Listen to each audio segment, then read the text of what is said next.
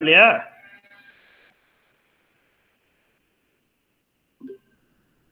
சரி.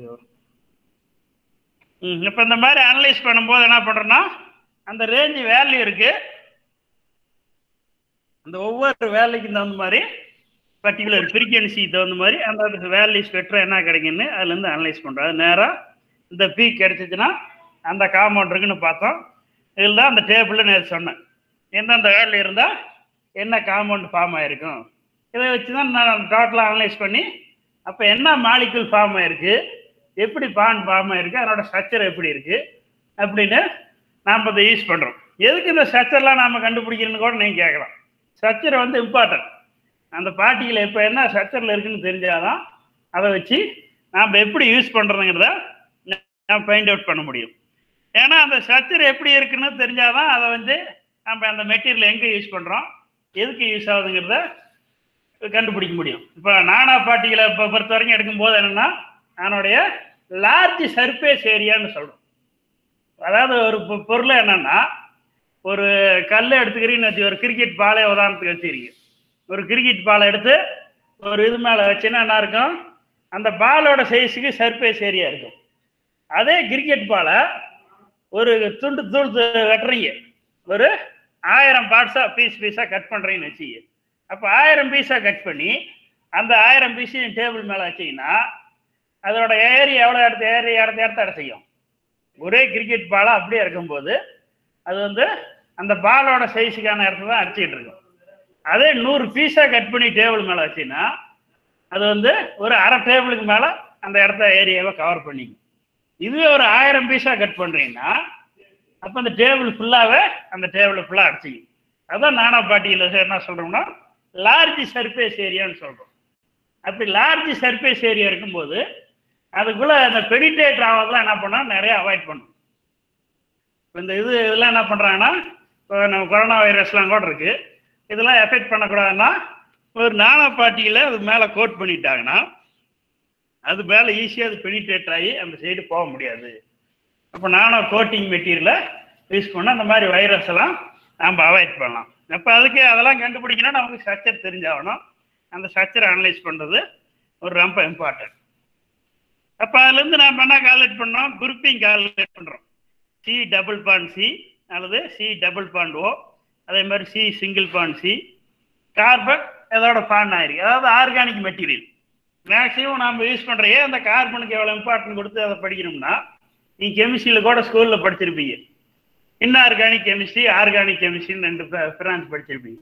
இப்போ ஆர்கானிக் கெமிஸ்ட்ரின்னு ஒரு பார்ட்டே படித்து கெமிஸ்ட்ரியில் படிக்கிறீங்க. இப்போ பிஜி கெமிஸ்ட்ரி ஸ்டூடெண்ட்டும் ஆர்கானிக் கெமிஸ்ட்ரி 1, 2, 3ன்னு அதுலேயே 3 பேப்பர் படிப்பாங்க. எதுக்காக அந்த ஆர்கானிக் கெமிஸ்ட்ரிக்காக எவ்வளோ இம்பார்ட்டன்ட் தர்றாங்கன்னா, இந்த ஆர்கானிக் கெமிஸ்ட்ரி வந்து நேச்சுரலாக எல்லா மெட்டீரியலும் இருக்குது. நம்ம உடம்பாக இருக்கட்டும், அது பிளான்ட் இருக்கும், இயற்கையாக விளையிற ஒரு தாவரமாக இருக்கட்டும், விலங்குகளாக இருக்கட்டும், எந்த அனிமல் எதுவாக இருக்கட்டும், எல்லாத்துலேயுமே இந்த கார்பன் வந்து ரொம்ப இம்பார்ட்டன்ட். கார்பன் இல்லாத ஒரு பொருள், ஒரு உயிருள்ள பொருள் எதை எடுத்துக்கிட்டாலும் அதில் வந்து கார்பன் இருக்கும். அதனால தான் அது ஆர்கானிக் காம்பவுண்ட்னு சொல்கிறோம். இப்போ நிறையா பொருள் ரொம்ப நாளைக்கு முன்னாடி பழைய பொருள் இருக்குன்னா உங்களுக்கு தெரியும், கார்பன் டேட்டிங், தமிழில் சொல்ல போனால் கார்பன் வயது கணிப்புன்னு சொல்லுவாங்க. அதை வச்சு இந்த கார்பன் எவ்வளோ வந்து எமிட் ஆகிருக்கு, அந்த கார்பன் ஆஃப் லைஃப் சைக்கிள் வச்சு தான் அதனோட லைஃபை நம்ம எவ்வளோன்னு கால்குலேட் பண்ணுறோம். அப்போ அந்த மாதிரி இந்த அனலைஸ் பண்ணும்போது இந்த கார்பன் குரூப் வந்து ரொம்ப இம்பார்ட்டன்ட். கார்பன் தான் நிறைய காம்பவுண்டோட ஃபார்ம் ஆகிருக்கும். ஆக்சிஜனோட ஃபார்ம் ஆகிருக்கலாம், கார்பன் பாண்டிங், நைட்ரஜனோட ஃபார்ம் ஆகிறது, குளோரின், ஃப்ளோரின், அயோடின். இந்த மாதிரி அந்த கார்பன் குரூப்பில் என்ன பண்ணுறோன்னா, their separate frequencies shift to 1675 to 1600 cm/-1. இந்த ரேஞ்சில் தான் அந்த கார்பன் பாண்டுன்னு ஸ்பெஷலாக அந்த பர்டிகுலர் ஃப்ரீக்வன்சி அதுக்குன்னு அனலைஸ் பண்ணி அதை கண்டுபிடிச்சிடுறாங்க. அதனுடைய ரெஸ்பெக்டிவ் இன்டென்சிட்டி அதை வச்சு C double bond C absorption increase to become a comparable with inherently of strong C double bond O. அப்போ அந்த carbon double bond, carbon oxygen double bond இதெல்லாம் பார்த்தோம்னா அந்த பீக் வந்து இன்க்ரீஸ் ஆகுது. இந்த பீக் நான் பார்த்தோம், கிராஃப் வரும்போது இந்த மாதிரி எவ்வளோ ஹைட்டு பீக் வரலாம், அதே மாதிரி இங்கேருந்து வரும்போது ஹைட் இன்னும் நிறைய எவ்வளோ ஹைட் பீக் வரலாம். அப்போ அந்த பீக் அந்த பாண்டுக்கு தகுந்த மாதிரி அதனோட பீக் வந்து இன்க்ரீஸ் ஆகும். ஃப்ரீக்வன்சி வேல்யூ அதே தான் 1675 1600 அந்த ரேஞ்சு தான். அந்த பாண்டுக்கு தகுந்த மாதிரி அந்த பாண்டு ஸ்ட்ரென்த்துக்கு தகுந்த மாதிரி இந்த பீக்கோட ஹைட்டு பார்த்தோம்னா ஹைட் இன்க்ரீஸ் ஆகலாம் அல்லது இந்த ஹைட் டிக்ரீஸ் ஆகும். Closer coupling of two group as a ketone radial C double bond C double bond O. இப்போ இந்த கீட்டேன் குரூப்லாம் நாம் பார்த்தோம்னா ஆனோட அப்சார்ப்ஷன் எடுத்துட்டோம்னா 200 இந்த 2100 அண்டு 1100 cm/-1 இந்த ரேஞ்சில் அந்த கீட்டோனோட ரேஞ்ச் இருக்கும். which are where pair removed of characteristic frequency of separate group. அப்போ எவ்வளோ ரேஞ்சு சொல்லியிருக்கோம்? 2100 1100 வரைக்கும் பார்த்தா ரேஞ்சு 1000 ரேஞ்சு கொடுத்துருக்கோம். அந்த 1000 ரேஞ்சில் பார்த்தா அதை வந்து குரூப் கேரக்டர்ஸ் நான் பண்ணோம். எல்லாமே எந்த வேல்யூ இருந்தாலும் C double bond C O கிடையாது. அதில் வந்து பர்டிகுலராக வேல்யூ குரூப்பிங் பிரிக்கணும். அப்போ 2000 இருந்துச்சுன்னா 1 1500 ரேஞ்ச் அந்த குரூப்பில் இருந்தால் அது ஒரு செப்பரேட் குரூப்பு. அது மாதிரி அதுக்கு தகுந்த மாதிரி நம்ம இந்த கார்பன் டபுள் பாண்டை நம்ம குரூப்பாக ஸ்பிளிட் பண்ணுறோம். Shift in group frequency can arise in other way to particular a result of interaction between different molecule. அப்போ எப்படி இந்த இது வருதுன்னா அந்த ஷிஃப்ட் குரூப் ஃப்ரீக்வன்சி பார்த்தா ஷிஃப்ட் ஆகுது. எப்படி ஷிஃப்ட் ஆகுதுன்னா அந்த மாலிக்யூலோட இன்ட்ராக்ட் ஆக போகுது. அதாவது இன்ஃப்ராரெட் லைட் அப்ளை பண்ணுறோம். இன்ஃப்ராரெட் அப்ளை பண்ணும்போது அது போய் அந்த மாலிக்யூலில் அந்த லைட்டு போய் படுது. அப்போ அந்த லைட்டு பட்டதை என்ன பண்ணோம்?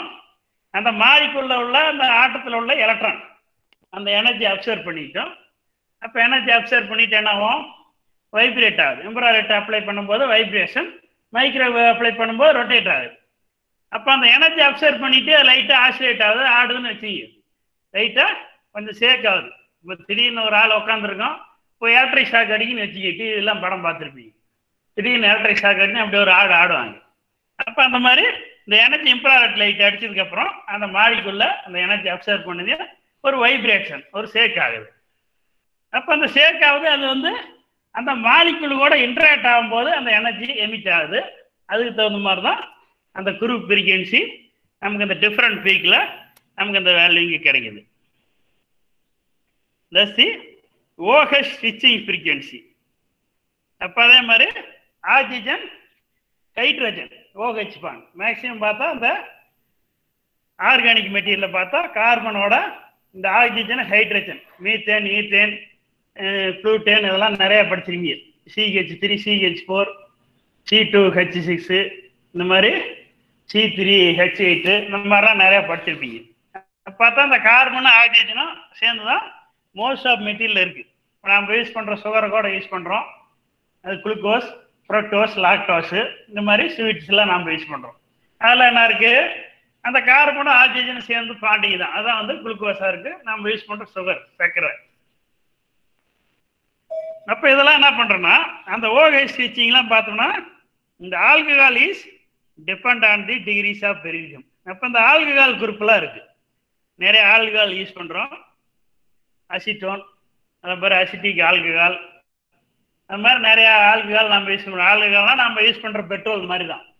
பெட்ரோல் எப்படி எரிபொருளோ அதை மாதிரி ஆல்கஹாலும் ஒரு எரிபொருள். ஆல்மோஸ்ட் பெட்ரோலோட பிஹேவியருக்கு சேமாக தான் இருக்கும்.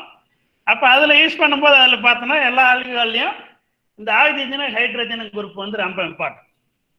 அப்போ அதில் அந்த hydrogen bonding with lengthness and weakness, அதனுடைய லென்த்து பாண்டோட லென்த் இருக்கு, வீக்னஸ், இதெல்லாம் வந்து அந்த OH பாண்டில் நம்ம அந்த வேலையை மெஷர் பண்ணுவோம். And against lower it vibrational frequency, அதனோட ஃப்ரீக்வன்சி பார்த்தோம்னா லோயர் வைப்ரேஷனல் ஃப்ரீக்வன்சியாக அதனோட வேல்யூ இங்கே இருக்கு.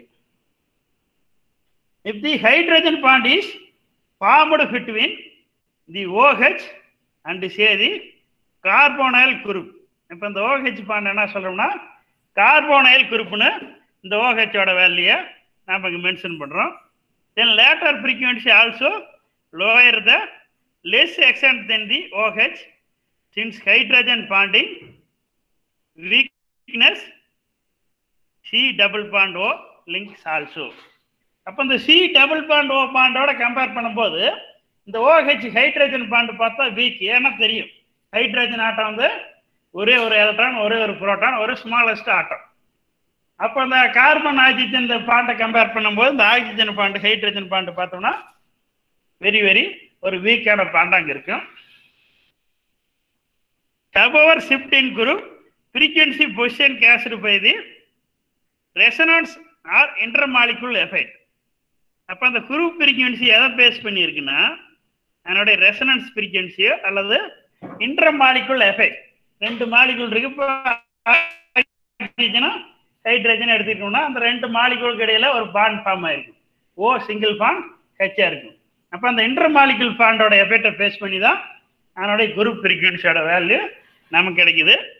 தென் highly characteristic and the very useful diagnostic purpose. அப்போ என்னோட வேல்யூ கண்டுபிடிக்கும் போது என்ன பண்ணுறோம், அதை வந்து நம்ம கேரக்டரிஸ்டிக் கால்குலேட் பண்ணுறோம். அதில் வந்து இந்த டயக்னோஸ்டிக் பர்பஸ்க்கெல்லாம் நம்ம யூஸ் பண்ணுறோம். இப்போ இந்த மாலிகுல் இருக்கா இல்லையா அதனை வச்சு அந்த வேல்யூயை நம்ம டயக்னோஸ் பண்ணுறதுக்கு இது வந்து ரொம்ப யூஸ்ஃபுல்லாக இருக்குது.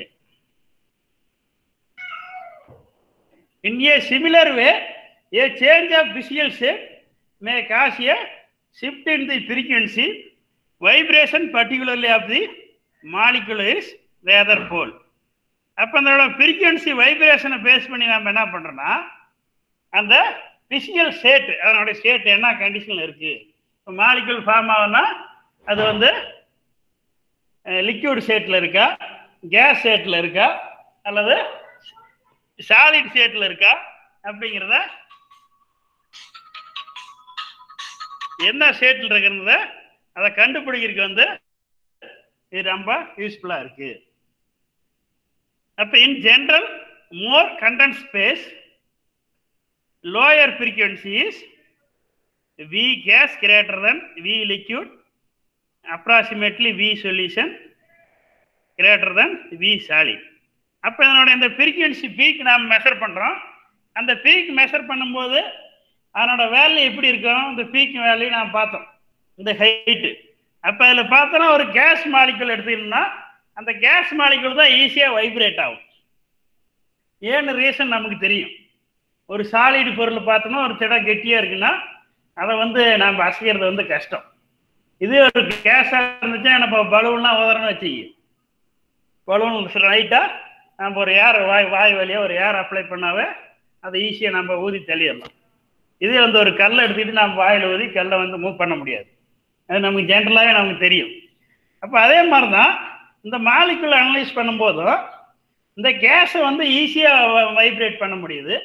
இன்ஃப்ராரெட் லைட் அப்ளை பண்ணும்போது ஈஸியாக வைப்ரேட் ஆகுது. ஏன்னா அந்த மாலிகுல் பார்த்தா லூஸ்லி பாண்டிங் நமக்கு தெரியும். கேஸோட டெஃபினேஷனே தெரியும், வெரி லூஸ் பாண்டிங்காக இருக்கும். பாண்ட் லென்த்லாம் ரொம்ப லூஸாக இருக்கும். அதனால் ஈஸியாக அதனோட மாலிகுல் வைப்ரேட் ஆயிடுது. அதோட கொஞ்சம் அடுத்த லிக்யூட் ஸ்டேஜுக்கு வந்தால் என்ன பண்ணோம், அந்த லிக்யூடாக அல்லது சொல்யூஷனாக ஒன்றும் கிடையாது. 2-3 இது மிக்ஸ் பண்ண நம்ம வீட்டில் யூஸ் பண்ணுறோம். அது தயிர் வச்சுங்க உதாரணத்துக்கு. வீட்டில் எல்லாம் தயிர் வந்து ஒரு சொல்யூஷன் சொல்லுவோம். அந்த தயிர் மாதிரி இருந்தால் அதை வந்து சொல்யூஷன் சொல்லலாம். அப்போ லிக்யூடு சொல்யூஷன்லாம் கொஞ்சம் ஓரளவுக்கு லூஸ் பாண்டிங்காக இருக்கும். அப்போ அதுவும் ஓரளவுக்கு இருக்கும். சாலிடு வந்து அவ்வளோ வந்து ஹையாக வைப்ரேட். அதனால தான் சாலிடு வந்து லாஸ்ட்டில் இண்டிகேட் பண்ணியிருக்கும் அந்த கண்டென்ட் ஸ்பேஸில் அதனோட ஃப்ரீக்வன்சியோட ரேஞ்சு. அப்போ அந்த சாலிடுக்கு தான் அதனோட லோயர் ஃப்ரீக்வன்சி ரேஞ்ச் வரும். கேஸுக்கெல்லாம் ஹையர் ஃப்ரீக்வன்சி ரேஞ்சு நமக்கு அந்த இதில் கிடைக்குது. Thus in the relatively polar molecule HCl there is a shift of some 100 cm per -1. அப்போ இந்த HCl எடுத்துட்டோம் ஹைட்ரோக்ளோரிக் ஆசிட்டு. அப்போ அதை எடுத்துக்கமோ அதனுடைய ஷிஃப்ட் பார்த்தோம்னா 100 cm per -1ங்கிற ரேஞ்சில் இருக்கும். அதே passing from vapour to liquid, இந்த வேப்பர்லேருந்து லிக்யூட் ஸ்டேஜுக்கு போச்சுன்னா அது என்ன ஆகுது, டிக்ரீஸ் ஆகுது. அதனோட வேல்யூ டிக்ரீஸ் ஆக என்ன இருக்கு 20 cm per -1.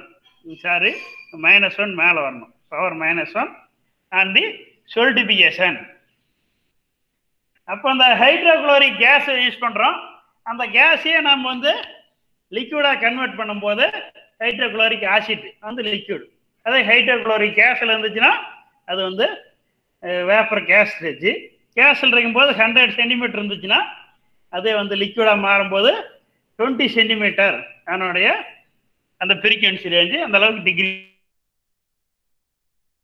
ஆகுது.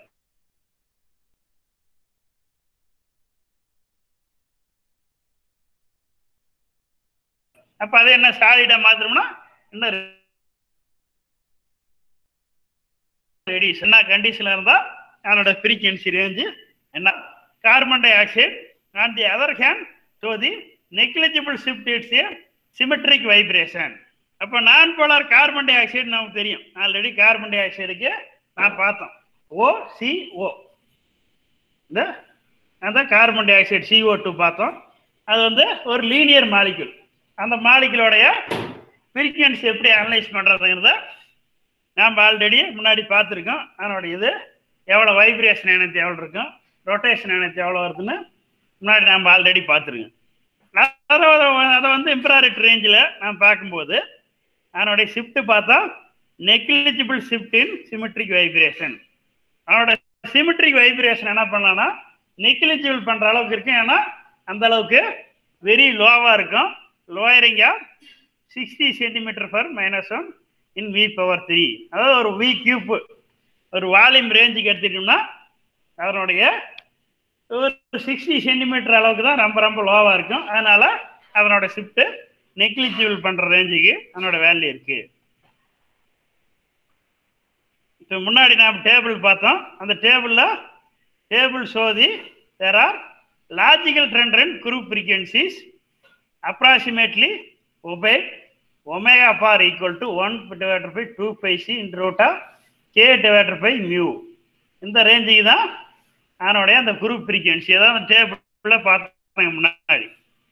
இந்த டேபிளில் அதனோட குரூப் ஃப்ரீக்வன்சியோட ரேஞ்ச் பார்த்தோம். இந்த வேல்யூவில் தான் அதனோட ரேஞ்சஸ் எல்லாமே இருக்கு. அப்போ எந்த ஃப்ரீக்வன்சி இருக்கும்போது என்ன காம்பவுண்ட் இருக்கு, மாலிகுல் இருக்கு. நீங்கள் FTR கேரக்டரைசேஷன் எடுக்கும்போது இந்த குரூப் ஃப்ரீக்வன்சி டேபிள் இம்பார்ட்டன்ட். இந்த டேபிள் வச்சு தான் என்ன பீக் வருதுன்னு கண்டுபிடிச்சி அந்த காம்பவுண்ட் என்னன்னு இதை வச்சு அனலைஸ் பண்ணிங்க. அப்போ அதில் இண்டிகேட் பண்ணது வந்து அந்த group ஃப்ரீக்வன்சியோட range 1/2 pi c root of k divided by mu centimeter per -1ங்கிற இந்த ஃபார்முலாவில் தான் அந்த குரூப் ஃப்ரீக்வன்சி வேல்யூ கால்குலேட் பண்ணுறோம். Thus we that the increasing of mass of the atom undergoing oscillating within a group. இப்போ இந்த ஆட்டத்தோடைய mass increase ஆகுதுன்னு வச்சுங்க.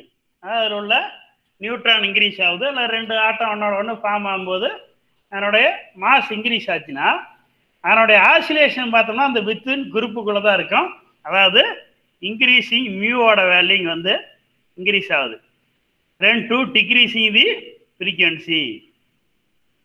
அப்போ என்னன்னா அந்த மியூவோட வேல்யூ இன்க்ரீஸ் ஆகும்போது அப்போ இது என்ன இருக்கு, டிவைடர் பை கீழே இருக்கு. அப்போ கீழே உள்ள வேல்யூ அதிகமாச்சுன்னா ஆட்டோமேட்டிக்காக இந்த ஒமேகா பாருங்கிற ஃப்ரீக்வன்சி வேல்யூ என்ன ஆகுது, ஆட்டோமேட்டிக்காக டிக்ரீஸ் ஆகுது. இப்போ இந்த மியூங்கிறது நமக்கு தெரியும். மியூங்கிறது என்னது, ரெடியூஸ் மாஸ். ஆல்ரெடி முன்னாடி பார்த்தோம். M1 × M2 divider by M1 + M2ன்னு பார்த்தோம். இது ரெடியூஸ் மாஸ் மியூங்கிறது. அப்போ மாஸ் இன்க்ரீஸ் ஆச்சுன்னா ஆட்டோமேட்டிக்காக அந்த reduce mass mu value increase ஆகுது. மியூ வேல்யூ இன்க்ரீஸ் ஆச்சுன்னா ஃப்ரீக்வன்சி வேல்யூ ஆட்டோமேட்டிக்காக டிக்ரீஸ் ஆகுது. தி சீரீஸ் CH CF அதாவது carbon hydrogen bonding, carbon chlorine bonding, carbon chlorine bonding, அதே மாதிரி கார்பன் புரோமின் பாண்டிங். அதாவது ஹாலஜன் குரூப். கார்பனோட அந்த ஹாலஜன் குரூப்லாம் எப்படி குரூப் ஃபார்ம் ஆயிருக்குன்னா அதனோட value for greater than C∪O greater than D∪S. அப்போ அந்த கார்பனை ஆக்சிஜனை ஃபாண்ட் ஆகிற ஃபார்ம் விட கார்பன் சல்ஃபர் ஃபாண்டை விட இதனுடைய கார்பன் காலஜன் குரூப் அதனுடைய ஃப்ரீக்வன்சி ரேஞ்ச் வந்து அதிகமாக இருக்கும். ஏன் அதிகமாக இருக்குன்னு சொன்னோம், இதான் ரீசன். இதுதான் இதனோட இது என்னது, இந்த ஆக்சிஜன் சல்ஃபர்லாம் பார்த்தா மாஸ் அதிகம். அப்போ மாஸ் அதிகமாச்சுன்னா அதனோட மியூ வேல்யூ அதிகமாக இருக்கும், அதனோட ஃப்ரீக்வன்சி லோவாக இருக்கும். இது மாஸ் லோவாக இருக்கனால என்னோட ஃப்ரீக்வன்சி வந்து கையாக இருக்கு. Also increasing the strength of the bond and hence increasing the force constant K. அதே மாதிரி அதனோட ஸ்ட்ரென்த் இன்க்ரீஸ் ஆகுதுன்னு வச்சுக்க. ஸ்ட்ரென்த்தோட வேல்யூ இன்க்ரீஸ் ஆச்சுன்னா அந்த பாண்டோட ஸ்ட்ரென்த் இன்க்ரீஸிங் ஃபோர்ஸ் கால் பார்த்தோம். வைப்ரேஷன் ஃப்ரீக்வன்சி, ரொட்டேஷன் ஃப்ரீக்வன்சிலாம் கால்குலேட் பண்ணும்போது அந்த பாண்ட் ஸ்ட்ரென்த் இன்க்ரீஸ் ஆகும்போது அதனுடைய அந்த ஃபோர்ஸ் கான்ஸ்டன்டோட கே வேல்யூ இன்க்ரீஸ் ஆகுது. அப்போ கே வேல்யூ இங்கே வந்து மேலே இருக்குது ஃபார்முலாவில். அப்போ கே வேல்யூ இன்க்ரீஸ் ஆச்சுன்னா ஆட்டோமேட்டிக்காக என்ன ஆகும்? ஃப்ரீக்வன்சி இன்க்ரீஸிங் தி ஃப்ரீக்வன்சி, இந்த ஒமேகா பார் ஃப்ரீக்வன்சி ஆட்டோமேட்டிக்காக இன்க்ரீஸ் ஆகும். எக்ஸாம்பிள் சீரீஸ் சிஎக்ஸ் கார்பனோட ஏதோ ஒரு மாலிகுல் ஃபார்ம் ஆகுது.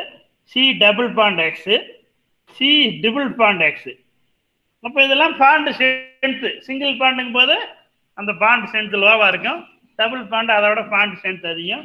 ட்ரிபிள் பாண்டுங்க போகும்போது பாண்டோட ஸ்ட்ரென்த் அதிகம். இப்போ எக்ஸுங்கிறது என்ன செஞ்சுக்கலாம்? எக்ஸுங்கிறது கார்பனாக இருக்கலாம், நைட்ரஜன், சோடியம், ஆக்சிஜன், ஏதோ ஒரு மெட்டீரியல் அந்த மாதிரி இருந்ததுன்னா அதனுடைய பாண்ட் ஸ்ட்ரென்த்து பேஸ் பண்ணியிருக்கு. இந்த பாண்ட் ஸ்ட்ரென்த்தை பேஸ் பண்ணி என்ன வரும்? அதனுடைய ஃபோர்ஸ் கான்ஸ்டன்டோட வேல்யூ கே கால்குலேட் பண்ணுறோம். அப்போ அந்த கேவோட வேல்யூ வச்சு அதனுடைய ஃப்ரீக்வன்சி வேல்யூ ஒமேகா பார் இருந்து நம்ம மெஷர் பண்ணுறோம். அப்போ பாண்ட் ஸ்ட்ரென்த் இன்க்ரீஸ் ஆகும்போது ஃப்ரீக்வன்சி இன்க்ரீஸ் ஆகுது. We should at this point consider a very briefly intensities of infrared band. அப்போ இந்த பாயிண்ட் தான் நம்ம கன்சிடர் பண்ணி என்ன பண்ணுறோம்? அதனோட இன்டென்சிட்டியை வெரி ப்ரீப்லியாக நம்ம இன்டென்சிட்டியை அந்த பாயிண்ட் வச்சு கால்குலேட் பண்ணுறோம். என்ன ரெண்டு பாயிண்ட்னா அதனுடைய ஃபோர்ஸ் கான்ஸ்டன்ட் ஒன்று, அதனுடைய ரெடியூஸ் மாஸ் மியூ, மாசும் அதனுடைய பாண்ட் ஸ்ட்ரென்த்தையும் வச்சு தான் அப்போ அந்த ஃப்ரீக்வன்சி ரேஞ்சு மாறுது. அப்போ இந்த ஃப்ரீக்வன்சி வச்சு என்ன பண்ணலாம்? நம்ம ஃப்ரீக்வன்சி தான் கண்டுபிடிக்கணும் எம்பராய்டரி டெக்னிக்கில். அப்போ இந்த ஃப்ரீக்வன்சி வச்சு என்ன பண்ணலாம்? அதனுடைய மாசு கண்டுபிடிச்சிடலாம், அதனுடைய பாண்ட் ஸ்ட்ரென்த்தையும் மெஷர் பண்ணலாம்.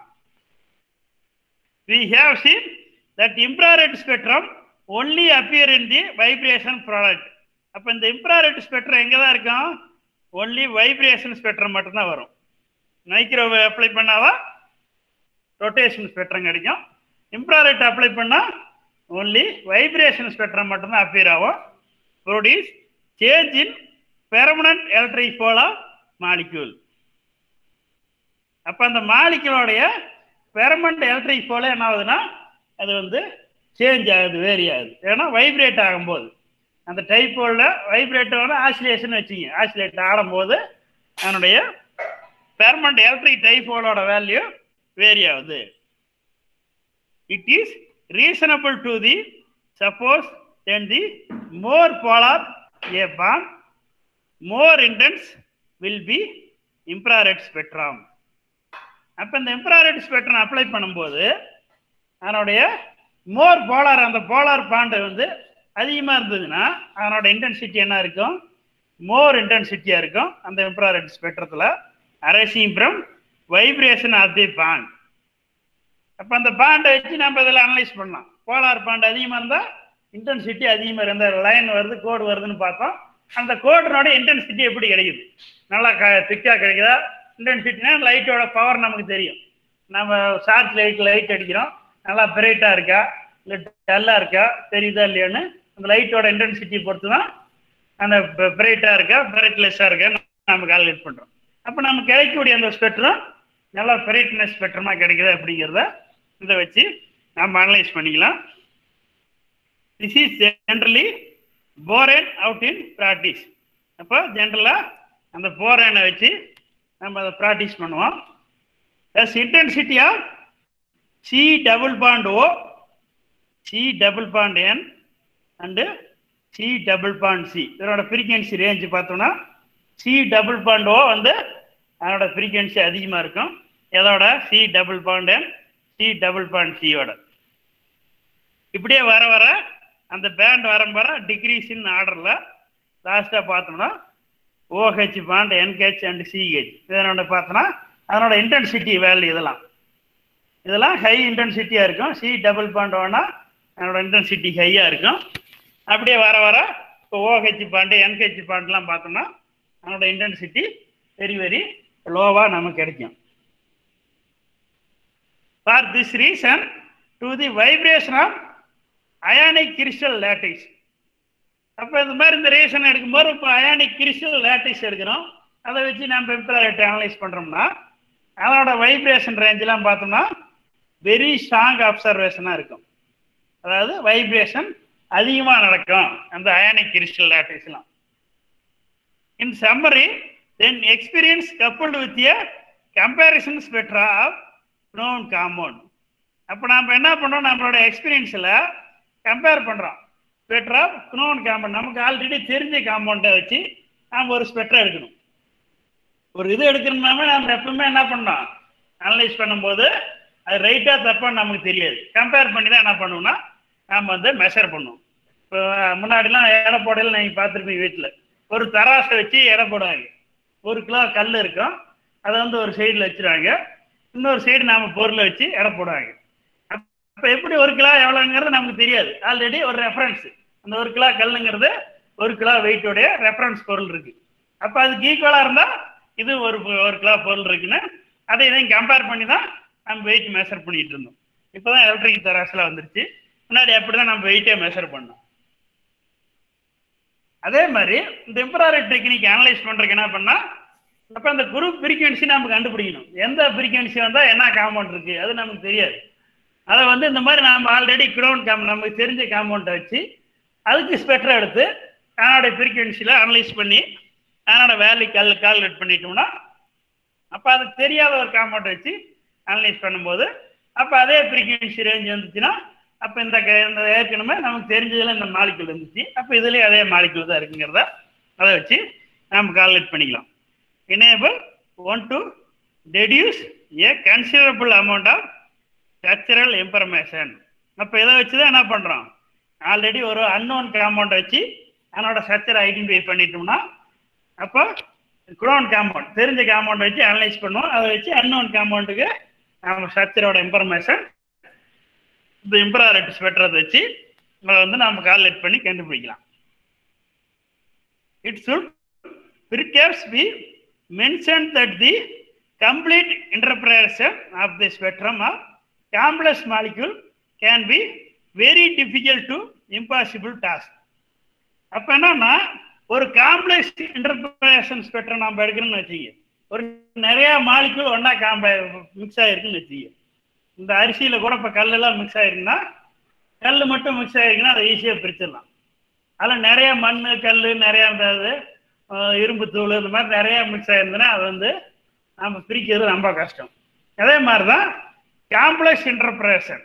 இப்போ நிறையா மாலிக்யூல் நிறையா காம்பவுண்ட் ஒன்றா மிக்ஸ் பண்ணி அதோட ஸ்பெக்ட்ரா எடுத்தோம்னா அந்த காம்ப்ளெக்ஸ் மாலிக்யூலுக்கு அனலைஸ் பண்ணுறது வந்து வெரி டிஃபிகல்ட். அதை வந்து ஈஸியாக வந்து நம்ம கால்குலேட் பண்ணும்போது இம்பாசிபிள் டாஸ்க் கால்குலேட் பண்ண. ஏன்னா நிறைய பீக் வரும். இப்போ நிறைய பீக் வரும்போது எந்த மாலிக்யூல் எங்கே இருக்குன்னு தெரியாது. இப்போ 2-3 காம்பவுண்ட் தான் இருக்குன்னு. இப்போ கார்பன் ஆக்சிஜன் பாண்ட் இருக்குது, கார்பன் ஹைட்ரஜன் பாண்ட் இருக்குது, இந்த மாதிரி ஒரு 2-3 பாண்ட் தான் இருக்குது. அது 4-5 காம்பவுண்ட் தான் இருக்குன்னா ஈஸியாக அனலைஸ் பண்ணிடும். ஒரு 20-30 காம்பவுண்ட் ஒன்றா மிக்ஸ் ஆகிருக்குன்னா அப்போ அந்த 20-30 காம்பவுண்டுக்கு நமக்கு பீக் வேல்யூ நமக்கு கிடைக்கும் கிராஃபில். அப்போ அந்த 30 இதையும் அனலைஸ் பண்ணி அதனோட ஸ்ட்ரக்சரை நம்ம அக்யூரேட்டாக கொண்டு வரது வந்து வெரி டிஃபிகல்ட் காம்ப்ளெக்ஸ் மாலிக்யூலுக்கு. அதை நமக்கு ரிஸ்க் எடுத்து அப்ராக்சிமேட்டாக தான் சொல்ல முடியும், அக்யூரேட்டாக சொல்கிறது ரொம்ப கஷ்டம். One is usually contained in strongest band and to be able to explain some of the weaker ones, overtone or combination. அப்போ இந்த மாதிரி வரும்போது நம்ம என்ன பண்ணுறோம்னா நிறைய பாண்டு வருதுன்னு வச்சுக்க. இப்போ கிராப் எடுத்துக்கிறோம், 2-3 பாண்டு வருது. இந்த ரேஞ்சுக்கு வரும்போது இங்கே ஒரு கை பீக் பாண்டு இப்படி வருது, திரும்ப இங்கே ஒரு வீக் பாண்டு வருது, இதுலேயே இன்னொரு பாண்டு இப்படி வருதுன்னு வச்சுக்க. இந்த மாதிரிலாம் வருதுன்னா இப்போ என்ன பண்ணுறது, இப்போ இங்கே ஒரு பாண்ட் இருக்குது, இங்கே ஒரு பாண்ட் இருக்குது. அப்போ என்ன பண்ணுறது, இதில் என்னென்னா ஸ்ட்ராங்கஸ்ட் பாண்ட் எதுவோ அதை தான் நம்ம கன்சிடர் பண்ணிக்கும். வீக்கர் பாண்ட் என்ன பண்ணுவோம், அதை வந்து ஓவர்லேப் பண்ணிவிட்டு இதை வந்து நெக்லெக்ட் பண்ணிவிட்டு இப்போ ஸ்ட்ராங்கஸ்ட் பாண்ட் இது நேரம் என்ன இருக்கோ அந்த மாலிக்யூல் தான் இங்கே இருக்குன்னு நம்ம கன்சிடர் பண்ணிக்குவோம். இந்த மாதிரி அந்த காம்ப்ளெக்ஸ் மாலிக்யூல்னா அந்த மாதிரி தான் அனலைஸ் பண்ணுவோம். நிறைய பீக் கிடைக்குது அப்படின்னா எல்லா பீக்கும் வச்சு நம்ம அனலைஸ் பண்ணுறது கஷ்டம். அதனால் இந்த வெரி வீக்கான கிடைக்கக்கூடிய பீக்கெலாம் நெக்லெக்ட் பண்ணிட்டு, அதாவது ஓவர் டோட்னா ஓவர்லேப், அதோட ஓவர்லேப் பண்ணிட்டு ரெண்டையும் கம்பைன் பண்ணி இந்த காம்பவுண்ட் தான் இருக்குன்னு ஈஸியாக அந்த வேலையை நம்ம அனலைஸ் பண்ணிடுவோம். அடுத்தது பார்த்தோம்னா டெக்னிக் அண்ட் இன்ஸ்ட்ருமெண்டேஷன் எப்படி கண்டுபிடிக்கிறது பார்த்தோம்.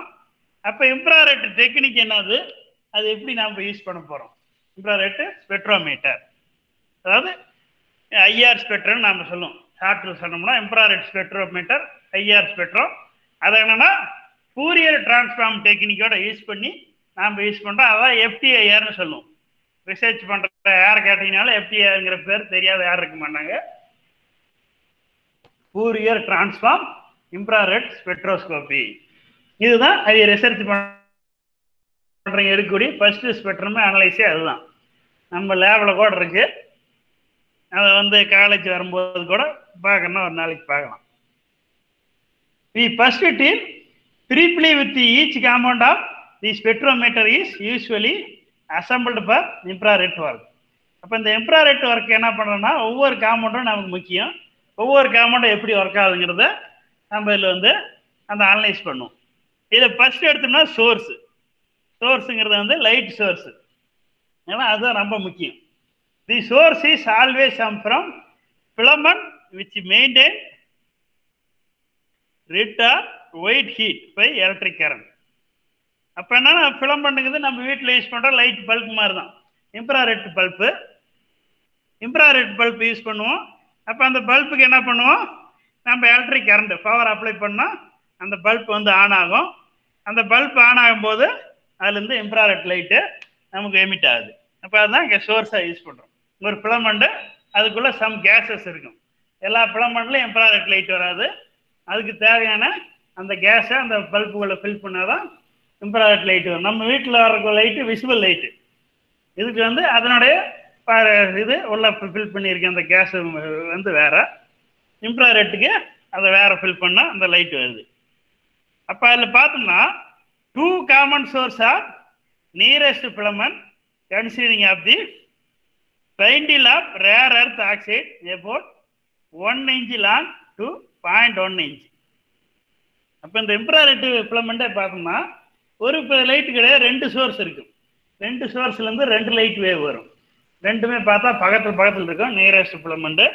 அதில் அந்த ரேர் எர்த் ஆக்சைடுலேருந்து அந்த ஒரு சிலிட் வச்சு அதுலேருந்து 1 inch to 0.1 inch ரேஞ்சு டயாமீட்டரில் அது வந்து அந்த குளோபர் ஃபிலமெண்ட் வழியாக அந்த வந்து ஃபிலமெண்ட் வெளியில் எமிட் ஆகும். கார்பன் உண்டியம் நம்ம திக்னஸாக லாங்கர் தென் நெரஸ்ட். அப்போ அந்த மாதிரி சிலிட் வழியாக இங்கே பாஸ் ஆகி திரும்ப நம்ம வந்து சாம்பிள் வந்து ரீச் ஆகும். nearest requires a free handle before will conduct electricity. அப்போ இந்த எலக்ட்ரிசிட்டி கண்டக்ட் பண்ணுறதுக்கு முன்னாடி இதெல்லாம் பார்த்தா அந்த ஃப்ரீ ஹீட் பண்ணி அந்த சோர்ஸ் கரெக்டாக வர்ற மாதிரி அங்கே செட் பண்ணியிருப்பாங்க. One red heat is reached the temperature is maintain current. அப்போ அந்த ஹீட்டு பர்டிகுலர் டெம்பரேச்சர் நான் மெயின்டைன் பண்ணுறோம், அதுக்கு தான் அந்த ஹீட் பண்ணுறதுக்கு அந்த காயில் யூஸ் பண்ணுறாங்க. அதுக்கப்புறம் அந்த காயின்ற மென்ஷன் பண்ணணும். அந்த ஐஆர் லைட்டு பார்த்தோன்னா நம்ம உடனே யூஸ் பண்ண முடியாது. ஆன் பண்ணால் அது கொஞ்சம் நேரம் ஆகும், ஒரு 5 minutes டாட் ஆகும். அந்த ஒரு ஹீட்டு வந்து அதை மெயின்டைன் ஆனதுக்கப்புறம் தான் அதை வந்து நம்ம யூஸ் பண்ண முடியும். ரெண்டாவது எடுத்துக்கிட்டோம்னா optical path or monochromator. Source light இருக்கு, இன்ஃப்ராரெட் லைட், ஐஆர் லைட்டு நமக்கு சோர்ஸ்லேருந்து கிடைச்சிருது. அதுக்கப்புறம் என்ன பண்ணால் second point optical path monochromator. இப்போ நமக்கு மோனோக்ரோமேட்டர் லைட்டாக நமக்கு கிடைக்கணும். The beam is guided and focus by mirror silver and the surface. அப்போ இந்த லைட்டை நாம் ஃபோகஸ் பண்ணி தான் என்ன பண்ணோம்னா ஒரு மோனோக்ரோமேட்டர் வழியாக நம்ம வந்து சாம்பிளை வந்து ரீச் ஆகிற மாதிரி நம்ம கரெக்டாக ஃபோகஸ் பண்ணணும். எப்படி ஸ்பெக்ட்ரோமீட்டர் நாம் ஃபோகஸ் பண்ணுறோமோ அந்த மாதிரி இந்த சில்வர் மிரர் இங்கே இருக்கும். அதை வந்து அந்த ஆப்டிக்கல் பாத்துனா என்ன இருக்குது, பாதைன்னு அர்த்தம். அந்த லைட்டு சரியான பாதையில் வந்து அந்த சாம்பிளை ரீச் ஆகிறதுக்கு அதை ஃபோகஸ் பண்ணுறதுக்கு தான் யூஸ் ஆகுது. அதான் மோனோக்ரோமேட்டர்னு சொல்கிறோம். அந்த சர்ஃபேஸில் normally a focused produce at a point where the sample to be placed. அப்போ நார்மலாக நம்ம என்ன பண்ணோம், அது வந்து அந்த சாம்பிள் மேலே நான் ஃபோக்கஸ் பண்ணேன். சாம்பிள் மேலே வந்து இன்ஃப்ராரெட் லைட் போட்டால் தான் அந்த சாம்பிளை நாம் அனலைஸ் பண்ணி அதுக்கான கிராஃப் கிடைக்கும். அதை வச்சு என்ன காம்பவுண்ட் இருக்கு, என்ன ஸ்ட்ரக்சர் இருக்குன்னு கால்குலேட் பண்ண முடியும். அப்போ அந்த ஃபோக்கஸ் பண்ணுறதுக்கு தான் இந்த ஆப்டிகல் பார்த்து நமக்கு யூஸ் ஆகுது.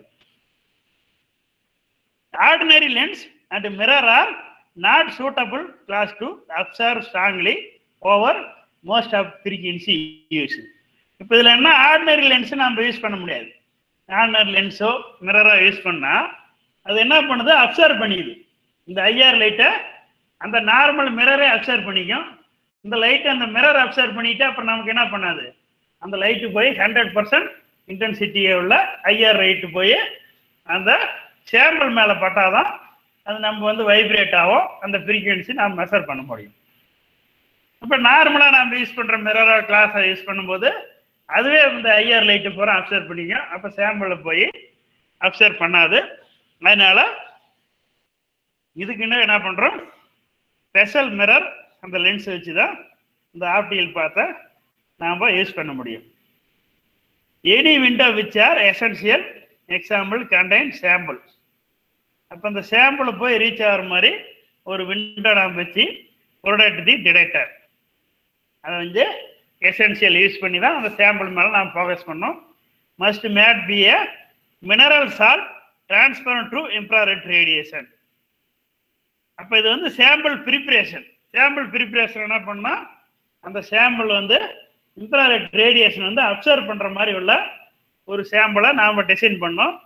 ஜென்ரலாக என்ன பண்ணோம்னா sodium chloride and potassium bromide KPR அல்லது NaCl மச் யூஸ்டு. ஒரு எஃப்டிஆர் ஸ்பெக்ட்ரம் எடுக்கிறதுக்கு என்ன ரூல்ஸ்னா, நம்ம ஒரு சாம்பிள் ப்ரிப்பேர் பண்ணிக்கிறோம், ஒரு பவுடராக கிடைக்குன்னா அந்த பவுடரை நாம் அப்படியே வந்து ஸ்பெக்ட்ரம் யூஸ் பண்ண முடியாது. அந்த பவுடரோட ஒரு பர்டிகுலர் பர்சன்டேஜில் பொட்டாசியம் புரோமைடு கேபிஆரோ அல்லது சோடியம் குளோரைடு NaCl மிக்ஸ் பண்ணி அதை வந்து ஒரு பெல்லட் ஃபார்மில் வச்சு ஒரு ஹை ப்ரெஷர் கொடுத்து அழுத்தினோம்னா ஒரு பெல்லட் எப்படி ஹாஸ்பிட்டலில் டேப்லெட் தராங்க மாத்திரை கிடைக்குதோ அந்த டேப்லெட் மாதிரி ஒரு ப்ரெஷர் கொடுத்து நம்ம ஒரு காம்பவுண்டை மாடிஃபை பண்ணுவோம். அதை மாடிஃபை பண்ணி அதை தான் கொண்டு போய் நம்ம இந்த ஐஆர் சோர்ஸில் அந்த சாம்பிள் பொசிஷனில் வைக்கணும். அது மேலே தான் வந்து இந்த இன்ஃப்ராரெட் லைட்டு பாஸ் ஆகும். ஏன் அந்த பொட்டாசியம் புரோமைடோ அல்ல சோடியம் குளோரைடோ வைக்கணும்னா அப்போ தான் அந்த 100% ஐஆர் லைட்டும் அந்த காம்பவுண்டை அனலைஸ் பண்ணி அப்சர்வ் பண்ணி ஈஸியாக வைப்ரேட் ஆகும். அப்போ தான் ஃப்ரீக்வன்சி நல்லா கிடைக்கும். வெறும்னா நம்ம காம்பவுண்ட் மட்டும் வைக்கும்போது 100% இந்த ஐஆர் லைட்டை அப்சர்வ் பண்ணுறதுக்கு பாசிபிலிட்டிஸ் இல்லை. அதனால தான் அதை யூஸ் பண்ணுறோம். Which gave highly polished order to the reduce scattering to minimise. அப்போ அதே மாதிரி ஹைலி பாலிஷ் பண்ணுறோம். ஏன்னா அதுலேருந்து ஸ்கேட்டர் ஆகிறத நாம் மினிமைஸ் பண்ணுறதுக்கு அது பட்டு ஸ்கேட்டர் ஆகக்கூடாது, ட்ரான்ஸ்ஃபர் ஆகி அந்த சைடு வந்தால் தான் நம்ம டிடெக்டரில் அதை அனலைஸ் பண்ண முடியும். அதனால் அந்த ஸ்கேட்டரிங் ஆகிறதையும் என்ன பண்ணோம், ஃபுல்லாக வந்து ரெடியூஸ் பண்ணோம். அதுக்கு ஃபுல்லாக இந்த பொட்டாசியம் புரோமைடோ சோடியம் குளோரைடோ அதுக்கு நம்ம யூஸ் பண்ணுறோம். Similarly the monochromator is some instrument is made of the rock salt or potassium bromide prism. அப்போ இந்த மோனோக்ரோமேட்டர் என்ன பண்ணுறான், சம்டைம் என்ன பண்ணுறோன்னா ஒரு ராக் சால்ட்டோ அல்லது பொட்டாசியம் புரோமைடு பிரிசமும் யூஸ் பண்ணி அந்த லைட்டை வந்து அட்ஜஸ்ட் பண்ணுறோம். அட்ஜஸ்ட் பண்ணி அந்த சாம்பிளில் கரெக்டாக வந்து ரீச் ஆகிற மாதிரி அந்த இதை வச்சு நம்ம செட் பண்ணுறோம். Which is rotatable to the produce the required frequency. அதை வந்து ரொட்டேட் பண்ணுற மாதிரி இருக்கும். ஏன்னா நமக்கு என்ன ரேஞ்சில் ஃப்ரீக்வன்சி வேணுமோ அதுக்கு தகுந்த மாதிரி ரொட்டேட் பண்ணி அட்ஜஸ்ட் பண்ணி அந்த ஃப்ரீக்வன்சியை நாம் செட் பண்ண முடியும். Expert course the lens replaced by the considering mirror. அந்த மிரர் லென்ஸ்லாம் ரீப்ளேஸ் பண்ணி தான் இதை யூஸ் பண்ணுறோம். ராக் சால்ட்டோ ஆர் பொட்டாசியம் புரோமைடோ அந்த பிரிசத்தை நாம் இங்கே யூஸ் பண்ணுறோம். மாடர்ன் இன்ஸ்ட்ருமெண்ட் கபோர் use rotatable grating instead of the prism. இப்போ மாடலாக இப்போ லேட்டஸ்ட்டாக யூஸ் பண்ணுற இன்ஸ்ட்ருமெண்ட்லாம் என்ன பண்ணுறோன்னா ரொட்டேட்டபிள் கிரேட்டிங் யூஸ் பண்ணுறோம். பிரிசத்தை ரிமூவ் பண்ணிட்டு பிரிசத்துக்கு பதிலாக கிரேட்டிங் யூஸ் பண்ணுறோம். இந்த இதில் மச் பெட்டர் ரிசால்விங் பவர். எதுக்காகனா அந்த பிரிசத்தோட கம்பேர் பண்ணும்போது கிரேட்டிங்கோடைய ரிசால்விங் பவர் அதோட நமக்கு பெட்டராக கிடைக்குது. அப்போ அடுத்து நெக்ஸ்ட் பார்த்தோம்னா லாஸ்ட் பார்ட்டிங் வந்து டிடெக்டர். அப்போ டிடெக்டர் தான் முக்கியம். சோர்ஸ்லேருந்து லைட் வருது, அதை வந்து நம்ம மோனோக்ரோமேட்டரை வச்சு நம்ம அட்ஜஸ்ட் பண்ணி கொண்டாந்து சாம்பிள் மேலே வச்சிடறோம். சாம்பிள் தான் சொல்லிட்டோம், பொட்டாசியம் புரோமைடோ சோடியம் குளோரைடோ மிக்ஸ் பண்ணி பெல்லட்டாக ஃபார்ம் பண்ணி சாம்பிள் வச்சாச்சு. இப்போ இன்ஃப்ராரெட் லைட் வந்து சாம்பிளில் பட்டு அதுலேருந்து ட்ரான்ஸ்ஃபர் ஆகி இந்த சைடு அது குறிப்பிட்ட லைட்டை அப்சர்வ் பண்ணும், குறிப்பிட்ட லைட்டு எமிட் ஆகும். 2 ஸ்பெக்ட்ரம் இருக்கும், அப்சார்ப்ஷன் ஸ்பெக்ட்ரம், எமிஷன் ஸ்பெக்ட்ரம் சொல்லுவோம். எமிஷன் அல்லது டிரான்ஸ்மிட்டர் ஸ்பெக்ட்ரம்னு சொல்லுவோம். எமிஷன் சொன்னாலும் டிரான்ஸ்மிஷன் ஸ்பெக்ட்ரம்னு சொன்னாலும் 2 ஒன்று தான். அப்போ அந்த ஸ்பெக்ட்ரம் வருது, அதை வந்து நாம் அனலைஸ் பண்ணணும். அதை வந்து ரிசீவ் பண்ணுறது தான் detector. 2 main type are common in use. One, sensing the heating effect of the radiation. அப்போ இதுலேருந்து வரது ஐஆர் லைட்னாவே நமக்கு தெரியும். ஜென்ரலாக ஐஆர் லைட் இன்ஃப்ராரெட் லைட்னா நிறைய ஹீட் ஆகும். நமக்கு இப்போ சன்னில் சூரியன்லேருந்து வரக்கூடிய இன்ஃப்ராரெட் லைட்டோட நமக்கு ஹீட் நிறைய ஆகும். ஏன்னா ரெட் கலர்னால் நமக்கு தெரியும், ரெட் கலர் நிறைய ஹீட் ஆகும். ஜென்ரலாகவே நீங்கள் ட்ரெஸ் யூஸ் பண்ணும்போது என்ன இருக்கும், இப்போ black colour dress red colour ட்ரெஸ்லாம் போட்டு வெயில் போய் கொஞ்ச நேரம் நின்னீங்கன்னா 10 நிமிஷம் ஒரு அரை மணி நேரத்தில் வேர்த்து ஊற்றும். இதே ஒயிட் கலர் ட்ரெஸ்ஸாக இருந்தால் அந்தளவுக்கு ஹீட் ஆகாது. அப்போ அந்த இன்ஃப்ராரெட் லைட்லாம் பார்த்தா ஹீட் அதிகமாக ஜென்ரேட் ஆகும். அப்போ அந்த சோர்ஸில் பட்டு அதுலேருந்து வெளியாகக்கூடிய எமிட் ஆகக்கூடிய ஹீட்டை அந்த ஹீட்டிங் எஃபெக்ட் ரேடியேஷன் வச்சு depending on the photo conductivity, இந்த ஃபோட்டோ கண்டக்டிவிட்டி வச்சு அதனுடைய எவ்வளோ அப்சர்வ் பண்ணியிருக்கு எவ்வளோ எமிட் ஆகுங்கிறத நம்ம வந்து டிடெக்டரில் நாம் அனலைஸ் பண்ணலாம். In both these, the greater the effect, temperature or conductivity. அப்போ 2 எஃபெக்டையும் நாம் மெஷர் பண்ணலாம்.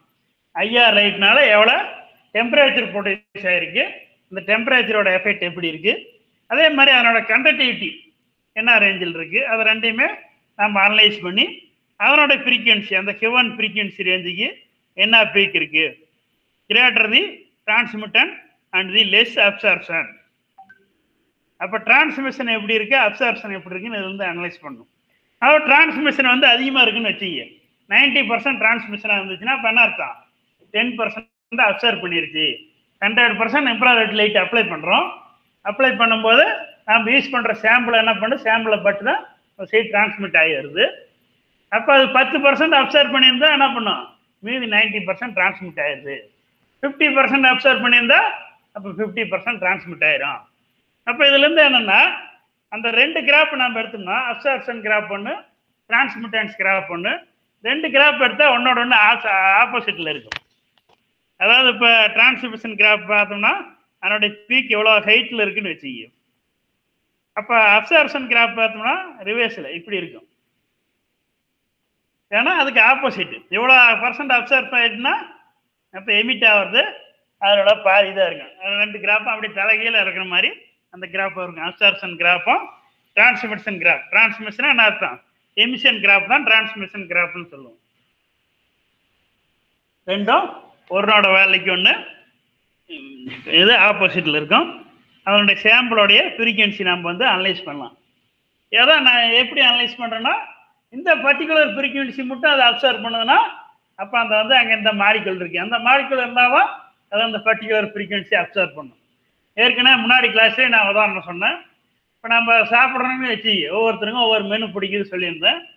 அப்போ அந்த கடையில் போய் அந்த ஒரு மெனு விரும்பி சாப்பிட்றாங்கன்னா நம்ம என்ன சொல்லிடலாம், அப்போ இவங்களுக்கு தான் அந்த மெனு பிடிக்குன்னு நமக்கு தெரிஞ்சிச்சுன்னா அப்போ இவி தான் நம்ம ஈஸியாக கண்டுபிடிக்கிற மாதிரி. அப்போ அந்த பர்டிகுலர் ஃப்ரீக்வன்சி மட்டும் இதை அப்சர்வ் பண்ணுதுன்னா அங்கே இந்த மாலிகுல் தான் இருக்குது, இந்த காம்பவுண்ட் தான் இருக்குங்கிறத நம்ம ஈஸியாக இதை வச்சு அனலைஸ் பண்ணிடலாம். An example of temperature method is to be found a Gali cell with a pneumatic operation. அப்போ அதனோட டெம்பரேச்சரை எப்படி மெத்தட் பண்ணால் அந்த காலி செல்லை வச்சு அந்த ஆப்ரேஷன் வச்சு அந்த டெம்பரேச்சர் எவ்வளோ வருதுங்கிறத அந்த மெஷர்மெண்ட்டை அதில் கால்குலேட் பண்ணிக்கலாம். The radiation falls and the very small cell containing air and temperature change in measured from pressure change within the cell that can be recorded directly transmittance. அப்போ டெம்பரேச்சர் ஃபால் ரெடியூஸ் ஆகுதா அல்லது increase change ஆகுதா ஏரியாவில் என்ன பண்ணலாம், அதனுடைய அந்த சென்சாரை வச்சு அதனுடைய டிரான்ஸ்மிட்டன்ஸை நம்ம அந்த இதில் ரெக்கார்ட் பண்ணிடலாம். Alternative example of this type of detector are small sensitive thermocouple or bolometer. அப்போ இந்த டிடெக்டருக்கு பதிலாக நம்ம என்ன பண்ணுறோம், ஒரு தெர்மோகப்புள் யூஸ் பண்ணுறோம் அல்லது போலோமீட்டர்லாம் யூஸ் பண்ணால் என்ன பண்ணோம், அது ஈஸியாக அந்த டெம்பரேச்சரையோ அந்த கரண்ட்டை ஈஸியாக அது அக்யூரேட்டாக மெஷர் பண்ணிடும். அதனால ஆல்டர்னேட்டிவ் சோர்ஸ் டிடெக்டராக என்ன பண்ணலாம், தெர்மோகப்புள் போலோமீட்டரையும் நம்ம யூஸ் பண்ணலாம். தி phenomenon of conductivity is substance is without a rise a consequence of the moment. அப்போ அந்த பினாமினோட கண்டக்டிவிட்டி என்ன பண்ணலாம், கன்சீக்வெண்ட்டாக அதனோட மூமெண்ட்டாக லூஸ்லி ஹெல்ட் எலக்ட்ரான். அப்போ அந்த சாம்பிளில் பெரிய எலக்ட்ரான் நிறையா இருக்குன்னு வச்சுங்க, லூஸ்லி பாண்ட். அப்போ அது என்ன பண்ணலாம், அது ஈஸியாக அந்த எலக்ட்ரிசிட்டியை கண்டக்ட் பண்ணும். அப்போ அந்த கண்டக்டரை வச்சு அதை வச்சு அதனோட மெட்டீரியல் என்னன்னு கண்டுபிடிக்கலாம். அப்போ அதே மாதிரி இன்சுலேட்டர்னா லூஸ்லி பாண்டே இருக்காது. On other hand gave no loosely bond electron. அப்போ கண்டக்டிவிட்டி நம்ம வச்சு கண்டக்டிவிட்டி டெட்டர்மைன் பண்ணுறதுல வந்து என்ன பண்ணலாம், இது வந்து குட் கண்டக்டரா இன்சுலேட்டரா அல்ல செமி கண்டக்டரா என்னன்னு அந்த மெட்டீரியலோட கேரக்டரையும் இந்த ஐஆர் ஸ்பெக்ட்ரத்தை வச்சு நம்ம அனலைஸ் பண்ணலாம். Semi conductor are essentially maintain between the material having no loosely bond electron in the normal state, but having conduction bond in or raised electron energy level into the electron may readily exceed the absorption energy from the outside source. அந்த semiconductor என்ன பண்ணுது, நார்மலாக பார்த்தோம்னா எந்த loosely பாண்டுமே இருக்காது, அதாவது insulator மாதிரி இந்த செமிகண்டக்டர் ஒர்க் ஆகும். இதுவே ஏதோ ஒரு எனர்ஜி அப்சர்வ் பண்ணிட்டு அது என்ன ஆயிரும், அந்த எலக்ட்ரான் வந்து அவுட் சைட்லேருந்து அப்சர்வ் எனர்ஜி அவுட் சைட்லேருந்து அப்சர்வ் பண்ணிட்டா அதை என்ன பண்ணும், ஈஸியாக அந்த கரண்ட்டை கண்டக்ட் பண்ணும். அப்போ அதை வச்சு அந்த நேரத்தில் வச்சு இந்த மெட்டீரியல்லாம் செமி கண்டக்டருங்கிறத இதுலேருந்து ஐஆர் ஸ்பெக்ட்ரத்தை வச்சு நம்ம ஈஸியாக அனலைஸ் பண்ணலாம். அடுத்து photo conductor are particular class of semi conductor in which the energy require comes from incident radiation. அப்போ அதே மாதிரி அந்த செமி கண்டக்டர் என்ன இருக்குன்னா, அந்த போட்டோ கண்டக்டரில் நம்ம மெஷர் பண்ணும்போது அந்த இன்சிடென்ட் ரேடியேஷனோட வேல்யூ எவ்வளோ வருது, எவ்வளோ எனர்ஜி ரிக்வயர் ஆகுங்கிறத வச்சு அந்த வேல்யூ நம்ம கால்குலேட் பண்ணலாம். அதுக்கு வந்து லெட் சல்ஃபேட் அதில் வச்சு அந்த மெட்டீரியலை நம்ம அனலைஸ் பண்ணலாம். அதனுடைய ரெட் ரேடியேஷன் கால்குலேட் பண்ணும்போது எபோ 3500 cm/-1 ரேஞ்சில் இருக்கும். இதை வந்து எக்ஸலண்ட் டிடெக்டரை வச்சு கால்குலேட் பண்ணுறோம். அதாவது லெட் சல்ஃபேட் மாதிரி மெட்டீரியலுக்கு வச்சு எக்ஸலண்ட் டிடெக்டரை வச்சு இந்த செமி கண்டக்டரை நாம் டிட்டர்மைன் பண்ணலாம். The conductivity of the material can be measured continuously by the type of Wheatstone bridge network. அப்போ இந்த கண்டக்டிவிட்டி நம்ம என்ன பண்ணலாம், வீஸ்டோன் பிரிட்ஜ் ஆல்ரெடி படிச்சிருப்பீங்க. அந்த வீஸ்டோன் பிரிட்ஜ் நெட்வொர்க்கை வச்சு நம்ம என்ன பண்ணலாம், அதனோட கண்டக்டிவிட்டி எவ்வளோ கரண்ட் பாஸ் ஆகுதுங்கிறத அதுலேருந்து நம்ம பிளாட்டோட கிராஃப் வச்சு அதனோட ஃப்ரீக்வன்சி நம்ம அதுலேருந்தும் மெஷர் பண்ணலாம். டைரக்ட்லி டிரான்ஸ்மிட்டன் ஆஃப் சாம்பிளோடைய டிரான்ஸ்மிட்டன்ஸ் வேல்யூ எவ்வளோ வருதுன்னு இதை வச்சு நம்ம ஈஸியாக மெஷர் பண்ணலாம். இப்போ அடுத்து லாஸ்ட் டாபிக் பார்த்தோன்னா சாம்பிள். லைட் சோர்ஸ் பார்த்தோம், அதுலேருந்து மோனோக்ரோமேட்டர் டிடெக்டர் எதை யூஸ் பண்ணுறோம் பார்த்தோம். இப்போ என்ன சாம்பிள் வேணும், நம்ம சாம்பிளை தான் அனலைஸ் பண்ண போகிறோம். இப்போ ரீசன்ட் ஸ்டேட்டத்தில் sample held between plate polished mineral salt rather than class.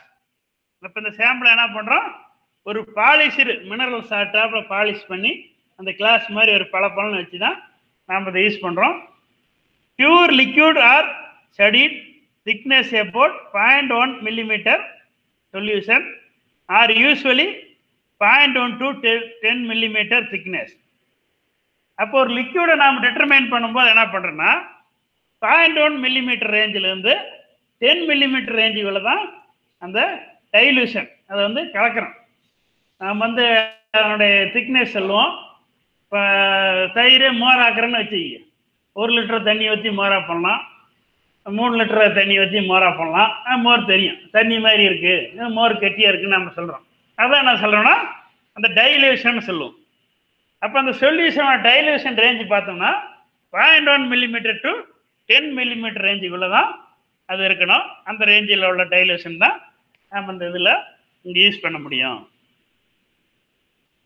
The gas sample at pressure of 1 atmospheric pressure greater than air usually contained in glass cell either 5 or 10 centimeter long closer at the end of rock salt window. அப்போ இந்த case sample என்ன பண்ணணும்னா இந்த FTR spectrum use பண்ணும்போது அதுக்குள்ள ஒரு case use பண்ணணும். அந்த கேஸ் பார்த்தோம்னா 1 atmospheric ப்ரெஷரோட அதிகமான லெவலில் யூஸ் பண்ணோம். அதில் தான் அந்த இன்ஸ்ட்ருமெண்ட் ஒர்க் ஆகும். 5 or 10 centimeter லாங்கில் அந்த இதை யூஸ் பண்ணும். The closed at the ends rock salt window. இந்த ராக் சால்ட் விண்டோவை நம்ம அந்த இதில் யூஸ் பண்ணுறோம். The special long path cell in which the radiation is repeatedly reflected of the down cell may be used gas at low pressure precap less than 100 mg mercury pressure. அப்போ 100 mg mercury pressure என்ன பண்ணோம், அதோட lowest ப்ரெஷரில் நம்ம அந்த இதை use பண்ணோம். Solid sample are more difficult to examine because a particle reflect the scatter incident radiation. Transmit is always low. ஒரு சாலிட் சாம்பிள் யூஸ் பண்ணும்போது என்ன இருக்குன்னா மேக்ஸிமம் அது வந்து ஸ்கேட்டர் ஆகிறதுனால அதனோட டிரான்ஸ்மிஷன் வேல்யூ பார்த்தா வெரி லோவாக கிடைக்கும். If the solid cannot be dissolved in the suitable solvent is the best examine by grinding a very finely paraffin oil and thus a forming a suspension or mull. அப்போ அந்த என்ன பண்ணால் ஒரு paraffin ஆயிலை use பண்ணி அந்த solid என்ன பண்ணலாம் நல்லா ஃபைன் பண்ணி நல்லா நுணுக்கி ஒரு பவுடர் மாதிரி ஃபார்ம் பண்ணி ஒரு சூட்டபிள் சால்வெண்ட் வச்சு யூஸ் பண்ணும்போது இன்ஃப்ராரெட் டெக்னிக்கை இன்னும் நம்ம ஈஸியாக அதை யூஸ் பண்ணலாம். அப்போ this can then held between salt plate in the same way as a pure liquid or solvent. அப்போ இதில் என்ன பண்ணோம், அப்போ நம்ம இது சாம்பிளை என்ன யூஸ் பண்ணோம்னா பியூர் லிக்யூடாக யூஸ் பண்ணோம் அல்லது சால்வெண்ட் மெட்டீரியலாக தான் நாம் யூஸ் பண்ணோம். அந்த ரெண்டு பிளேட்டுக்கு இடையில் நம்ம அதை வைக்கணும். Provide the refractive index the of liquid and solid phase are not very different the scattering of slight. அப்போ அந்த ரெஃப்ராக்டிவ் இண்டெக்ஸோட வேல்யூ தெரியும்னா அந்த லிக்யூடுக்கு வேறு பேஸாக இருக்கும், சாலிடுக்கு வேறையாக இருக்கும். நம்ம டிஃப்ரெண்ட் ஸ்கேட்டரிங் வேல்யூவை நம்ம அதை வச்சு கால்குலேட் பண்ணோம். Another technique for handling solid is to grind them very finely with potassium bromide. அப்போ another technique என்ன பண்ணுறோம், பொட்டாசியம் புரோமைடு, அதாவது கேபியை முன்னாடியே சொன்னேன், பொட்டாசியம் புரோமைடோட மிக்ஸ் பண்ணி இந்த சாம்பிளை another டெக்னிக்கில் நாம் ப்ரிப்பேர் பண்ணுவோம்.